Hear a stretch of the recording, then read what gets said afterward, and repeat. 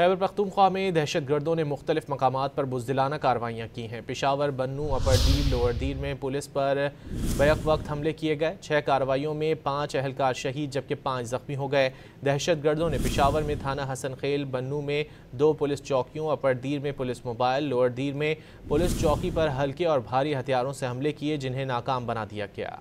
खैबर पख्तूनख्वा में दहशत गर्दों ने मुख्तलिफ मकामात पर बुज़दिलाना कार्रवाइयाँ की हैं। पेशावर, बन्नू, अपर दीर, लोअर दीर में पुलिस पर बैक वक्त हमले किए गए। 6 कार्रवाइयों में 5 एहलकार शहीद जबकि 5 जख्मी हो गए।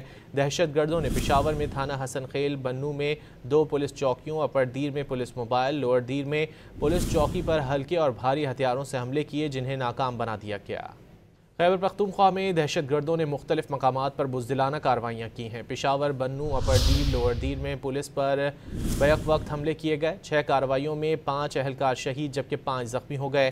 दहशत गर्दों ने पेशावर में थाना हसन खेल, बन्नू में 2 पुलिस चौकियों, अपर दीर में पुलिस मोबाइल, लोअर दीर में पुलिस चौकी पर हल्के और भारी हथियारों से हमले किए जिन्हें नाकाम बना दिया गया।